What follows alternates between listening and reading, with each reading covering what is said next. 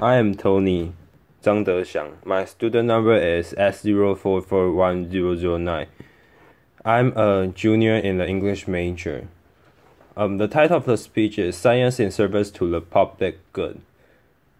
It is talked by Siddhartha Roy.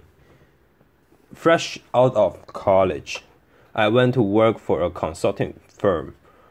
During orientation, leaders dished out advice. Amongst them was one PC counsel I will never forget. He told us, "Be easy to manage." Considering how naive I really was at that time, I took his advice to heart. I told myself, yes, I will be the ultimate team player. I will do everything I'm told. I will be easy to manage. It wasn't until I arrived in graduate school and witnessed firsthand the criminal actions of scientists and engineers in the water crisis in Flint, Michigan, that I realized how dangerous and yet surprising common this line of thinking really is. Make no mistake, the Flint water crisis is one of the most egregious just environmental injustice of our time. For over 18 months, 100,000 residents, including thousands of young children, were exposed to contaminated drinking water with high levels of lead. Lead is a potent neurotoxin which causes cognitive and developmental disabilities and is especially harmful to growing fetuses and young children. We've known about its danger since the Roman Empire. Amongst a whole host of health issues, 12 people died by contracting Legionnaires' disease. Flint's water infrastructure, the complex network of underground pipes, has been severely damaged, and while the water quality is slowly improving, and the pipes are being replaced now, more than 2 years later, the water is still not safe to drink. So people are still in shock. They ask themselves, how could this have happened? The short answer is the crisis began when an emergency manager appointed by Michigan's governor decided to switch their water source to a local river to save money, but it continued for so long because scientists and engineers at government agencies in the state of Michigan and in the federal government did not follow federal regulations for treating the water right. What was more, they actively cheated on the law and orchestrated cover-ups. They ridiculed residents asked for help. While publicity insisting that the brown, smelly water come out of the tap was safe to drink, the system at the local, state, and federal levels completely failed to protect our most vulnerable, and an entire population was left to fend for itself. Now, amidst this injustice, Flint residents were rallying together. Amongst them were some amazing women of Flint mothers concerned about their kids, who came together forming many grassroots coalitions, and these groups started protesting and demanding change. The group also reached out to outside scientists for help, and a few responded. Amongst them was a guy named Miguel Del Toro, a water expert at the US EPA, the Environmental Protection Agency, who actually wrote this scientific memo and sent it to the state of Michigan and the federal government to bring their attention to this problem. He was categorized a rock employee and silenced. In collaboration with Flint residents, our research team here at Tech of students and scientists led by Professor Mark Edwards conducted citywide testing to prove that Flint's water was indeed contaminated, even toxic in some homes. We substantiated what Flint had been screaming for months and put it on the internet for the world to see. Now, when I was getting involved, when I said yes to this, I had no idea what I was getting into, but every second of this journey has been totally worth it.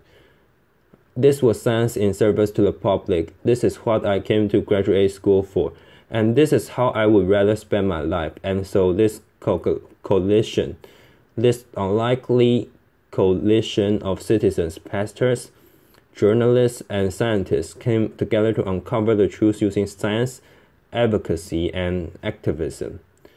A local pediatrician figured out that the instances of childhood lead poisoning had indeed doubled in Flint during the crisis, and the state of Michigan was forced to acknowledge the problem and take steps to correct it. This group and many others got Flint's kids protected. A few months later, President Obama came in and declared a federal emergency, and now Flint is getting more than $60 million in healthcare, nutrition, education, and overhauling their water infrastructure. However, the arrogance of and the callous disregard for public health shown by scientists and engineers and these government agencies is beyond belief.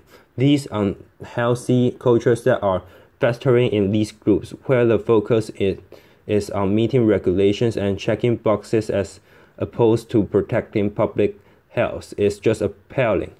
Just consider this mail that an EPA employee wrote. Where she goes, I'm not sure Flint is a community we want to go out on a limb for. The dehumanization of an entire population could not be more obvious. Now contrast that to the first canon of engineering, which in my opinion should be the first law of humanity to hold paramount of the health, safety, and welfare of the public above all these. This is the Hippocratic oath we've rarely acknowledged, that long embraced. And so when scientists and engineers, very much like medical doctors, screw up, people can get hurt, even die if our professionals and even students fail to get that. Society pays a huge price. Buried deep in history lies a character deeply admired, an engineer named Peter Palanchinsky. He lived in the time of the Soviet Union, and Palanchinsky repeatedly got in trouble for his radical honesty and willingness to point out major flaws in the Soviets' mindless pursuit of rapid industrialization. Everyone was expected to follow orders coming from the top. Anyone asking questions or offering feedback was unwelcome. The Soviets have created the largest army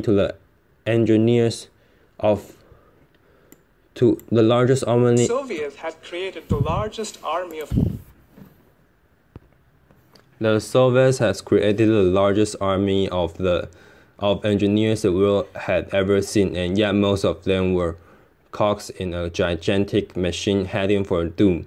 Polanski, on the other hand, implored engineers to look at the economy, political, and social consequences of their actions. In other words, be more public focused. This fearless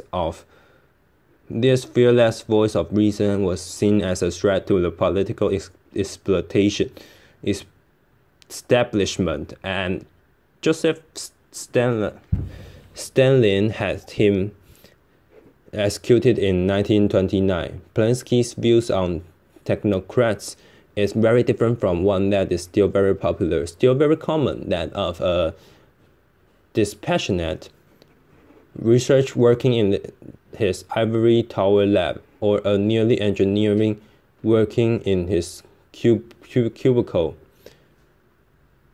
brilliant, no doubt, yet somehow cut off from the world, shows little emotion, kind of like Spock from Star Trek, this guy left her. Let's try and do the Spock salute. I don't think I'll succeed. See, I can be Spock. Thank goodness I can't be Spock. Left her. I was reminded too of his distinction because a recent article came out in a very reputed scientific journal, which kind of characterized our Flint work as driven by youth idealism and Hollywood's dramatic sensibilities. I asked scientists to protect their research funding and institution and at all costs, no matter how just the cost. And if you think you have to get involved in something, even if it's an emergency, try find an activist group or an NGO and obtain the full support of the academic community, whatever that means, before you get involved. No one mention of our moral and professional obligation of preventing harm to the public, or the fact that we have all this expertise, resources, and for some, even tenure to accomplish this task. I'm not saying every scientist should be an activist. There are real and sometimes very painful consequences of speaking up, but to denounce this idea, this possibility so completely so that you can protect your research funding, simply screaming of self-serving cowardice. And these are not the ideals we would want to pass to our students. And so you may think, okay, this sounds great, but you never completely change organizational cultures or imbibe mindsets in students and professionals to look at their work as a public good. Science is service to the public, maybe so, but could a big reason for that be that we are not training our students right? Because if you look closely, our education system today is focused more on creating what ex-Yale professor Bill Deresiewicz calls excellent sheep. Young people who are smart and ambitious and yet somehow risk-averse, timid, directionless, and sometimes full of themselves. Now kids, we fell in love with science when we were kids, and yet we somehow spend most of our time during high school and college just jumping through hoops and doing things so that we can polish our resume instead of sitting down and reflecting on what we want to do and who we want to be. And so the makers of empathy is our college graduates have been dropping dramatically in the past 2 decades, while those of necroticism are on the rise. There is also a growing culture of disengagement between engineering students and the public. We are trained to build bridges and solve complex problems, but now not how to know how to think or live or to be a citizen of this world. My undergraduate years were explicit job preparation, and I cannot tell you how suffocating and painful it was at times. And so some people think the solution to great engineers, to great scientists, is more technical training. Maybe so, but where are this discussion on ethical decision making or building character or discerning right from wrong? Consider this project that I deeply love and admire. It's called Heronic Imagination Project, a brainchild of Dr. Phil Zimbardo, famous for the Stanford prison experience. This program seeks to train school-going children around the world to look at themselves as heroes in waiting or heroes in training. So these young minds work overtime to develop skill and virtues so that when the opportunity comes, no matter what that opportunity be, to step up and to do the right thing. In other words, anyone can be a hero.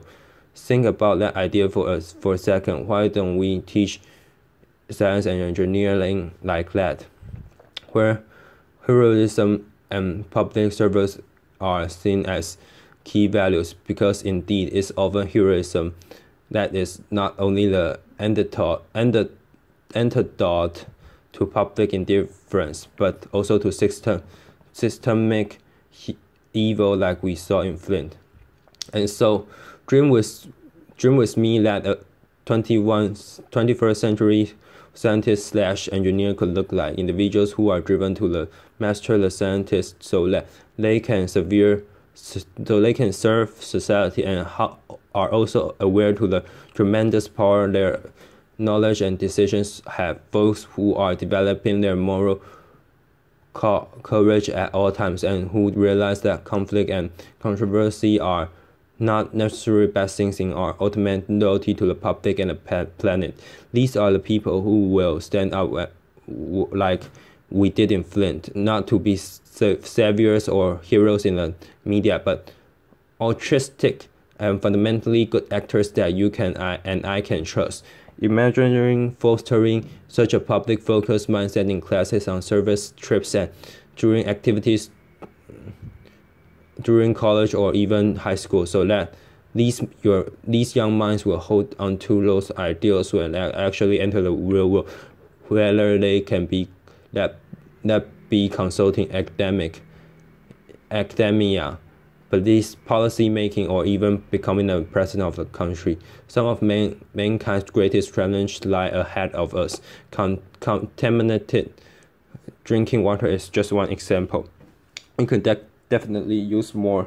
Nay, we need more compassionate, upstanders, and public-focused scientists and engineers who will strive to do the right thing and not be easy to manage. Thank you. Applause.